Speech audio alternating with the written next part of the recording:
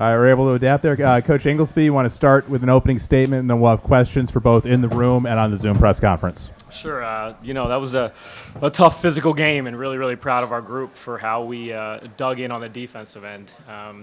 After finishing Monday a tough way, we really challenged our group on the defensive end to become a tougher team. And we practiced 7 a.m. Wednesday. We came back and practiced again Wednesday afternoon. And, our guys responded to hold a team that was averaging 73, 74 points a game to 56 points. They were locked in and did some tough stuff to be able to sit up here as the victorious team. So really proud of these guys. We executed down the stretch and dug in, and we're moving on. We'll take questions. If you're in the room, please raise your hand. Joey will get you the microphone. If you're on Zoom, we'll use the hand raise feature, and we'll get to you. Kevin. Hey, Martin, it looked like you had a lot of guys crashing the boards, a lot of defensive rebounds for you guys right from the get-go. It seemed like there were 2 or 3 of your own guys fighting for the rebound. How important was that for you? One, I read your article that you wrote, so I knew we needed to do a better job on that end of the floor. But, again, that comes back to being a tougher basketball team. This group can rebound. They can be tougher. They can be more physical. And that's what we did in preparation for today. We went twice on Wednesday. We got after a Thursday. We got after a Friday. Obviously, Jair on the backboard, Andrew Carr scrapping them, limiting them to one shot on the defensive end was important for us, and I thought we did some tough, gritty stuff when we needed to. We had a 15-point lead. They made a big run, and we kind of settled our guys down, and were able to execute coming out of the timeout and then put those stops together when we needed to most. Hey, Mark. Obviously that was a really tough week, those last 3 games. Was there any appeal to, let's turn this around? I mean, this is our last chance to do this kind of thing. Yeah, we set the tone 7 a.m. Wednesday morning. We got the group together. We got after it on the defensive end. It was totally different than what we've done this year. We did some loose ball drills. We did some charge drills. We played full court one-on-one. But it was a new season for us, and that's what I kept coming back to, a new season and getting back to having fun playing basketball. We couldn't control anything in the past. We had to focus on what was in front of us, and had a lot of conversations with these guys one-on-one as a team of what that meant for us. And really proud of how they responded today. And these guys were ready to go. They were really ready to play today. You saw it at shoot around. You saw it in stretching today. I just think it was our turn. It was our time to be able to get one of these, and we really responded.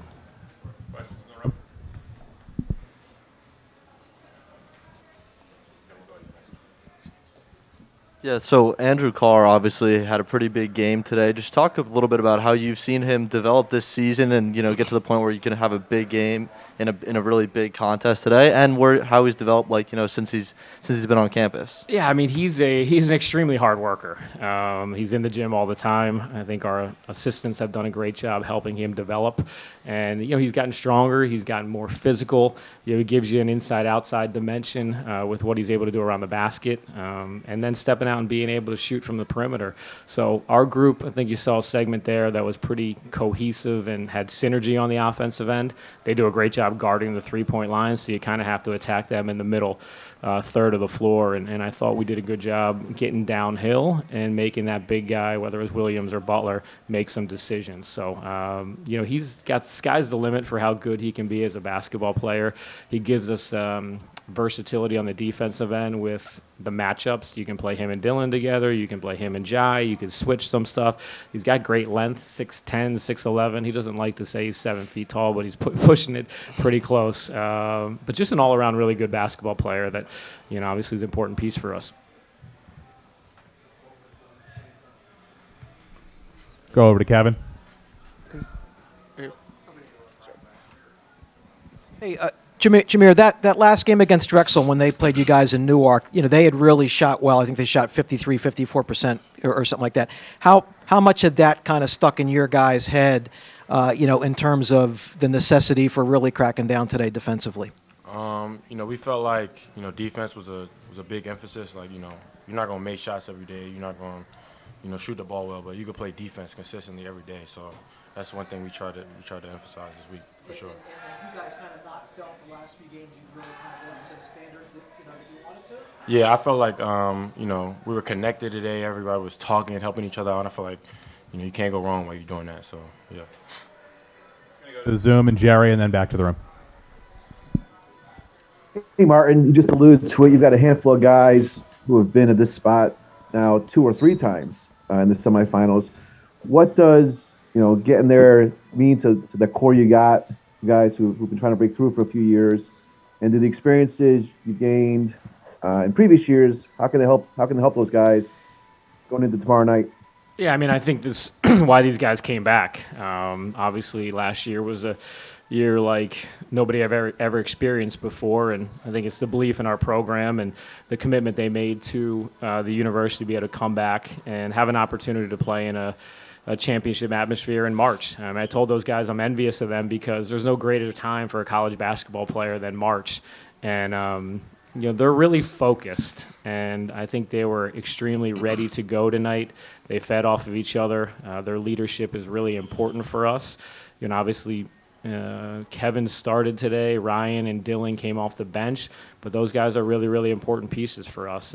And they're getting into being more selfless basketball players. And what do I need to do to help our team on each night to win? I thought Kevin Anderson was fabulous at the end of the game. I kept telling him, get the ball in your hands and make good decisions.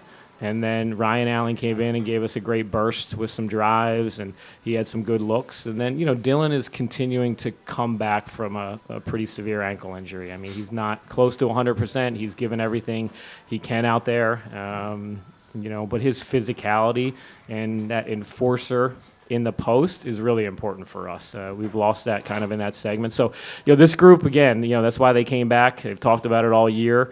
We got one. We know we got a heck of a challenge tomorrow night against a really, really good Towson team, but it's great to be on that stage to have an opportunity to do it. Hey, Jair.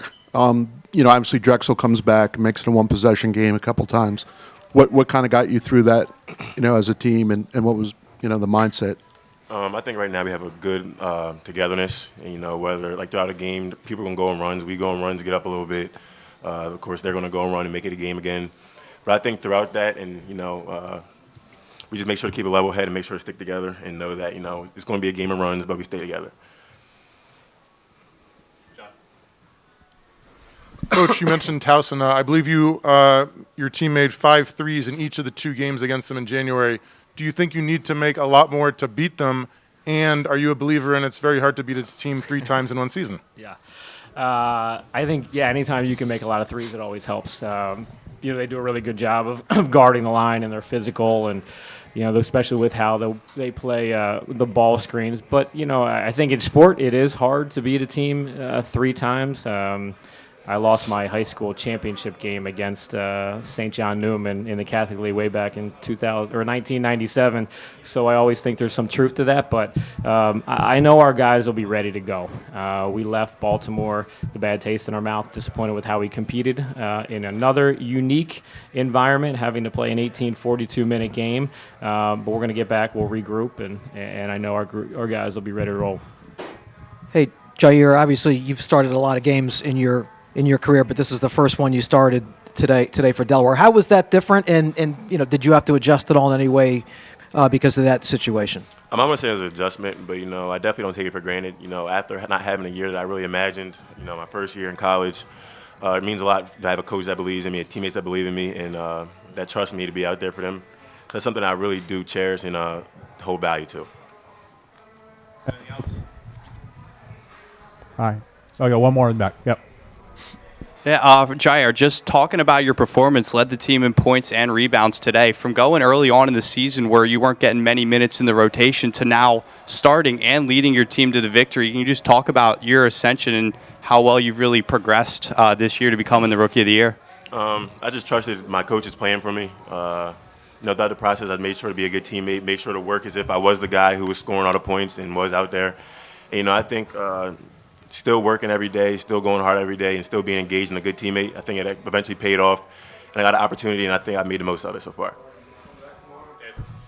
Martin, Winter really heated up there in the second half, but I think he had just one basket after the 8-minute mark remaining in regulation. What was the key to containing him down the stretch? Well, it was one of those things where Martin and Bell had played so well against us that maybe we had to let Winter get 30, but we were still able to have the game where we wanted it. You know, we were working hard. I thought Evie did a really good job going over the ball screens, making him make some tough shots. I mean, he is an unbelievable, talented offensive guy. Such great respect for, his career at Drexel and everything he's meant to that program. But I thought we did a really, really good job on their secondary complementary players to limit them. Ebby with his size, the physicality, he was going to make some tough ones. I didn't really want to adjust. We went zone one time, they banged a 3.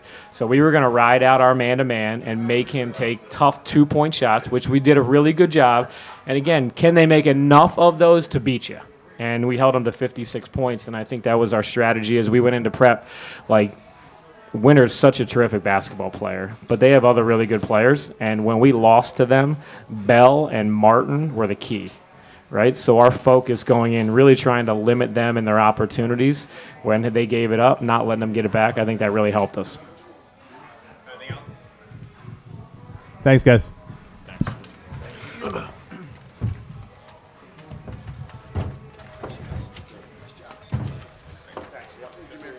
Disappointing result today, but it's tough. I think the CAA is so competitive that if you don't put together a couple halves, you're going to find yourself in a tough situation. And I credit our defense to only be 27-16 because we put 16 points on the board. It could have been 35-16. It could have been way worse. Our defense kept us in there at that point. And then we made a little run in the second half. Thought we had a clean look, 44-47, right? Or whatever it was. Good look from a good shooter, didn't go. So go back and look at the 23 threes we attempted. I would say that most of them are really good, quality shots. If you have a question in the room, please raise your hand. We'll get you the microphone. If you're on Zoom, we'll get to you if you use the hand raise feature. Questions in the room? In front. Question for each of you. For Coach, quite a long season, COVID, buses breaking down, rain delays. Where does this rank among the craziest seasons you've ever seen? If you asked me that question last year, I would have said this was the craziest season we've ever had. And now here we are again. We had things that weren't even any type of illness or sickness related take place. But we talked to our guys a lot about having a strong face no matter what's going on. And I thought we handled those things in stride. Playing a day-night doubleheader with Tulane, different court. It's pretty crazy. And we put ourselves in position there to almost have a great win. We had a lot of ups and downs. Returning a game to Abilene Christian. That's I don't think anyone chooses to go play at Abilene Christian on their own, but we wanted to honor the contract, even though there was some COVID situations with that. But you're right. It's a difficult season, but I think if you ask these 9 other schools here, they've all got adversity, and you got to overcome it. And I think by and large, for a big chunk of it, we have overcome it. We did something pretty special in Cam's junior year, and then to follow it up with a winning season, albeit we wanted way more than a winning season, but to do some things that haven't happened in 10 years, do some things, back-to-back winning records, hasn't happened. It's only happened one at a time in 17 seasons. This result stinks because you want more. You want to keep playing. We're just competitors. But I told the guys in locker I was a little bit of a loss because I hadn't planned on, you don't just trying to win practice, trying to win a game, get ready for this or that. So, yes, we've had a lot. Is it crazy? I would say the last 2 have been 2 of the more unique situations to have experienced. Hey, Coach, Amari struggled with some foul trouble today. Can you talk a bit about how the offense adjusted with him off the floor? Yeah, which offense? You talk about our offense adjusting? Yeah, I actually think Amari impacts the game at such a level. That's why he was voted Defensive Player of the Year in the league. 2 illegal screen calls today. Hasn't been in that situation. Hasn't happened much. But those are 2 calls today. Those are 2 of his 5 fouls. So certainly we're a better defensive team when he's on the floor. We're a different type of team. So we'd have to adjust to that. And we did get some stops. I thought James Butler always brings an energy Had 6 defensive rebounds, was really good today. But not having a rim protector of that, an elite rim protector on the floor, just changed things.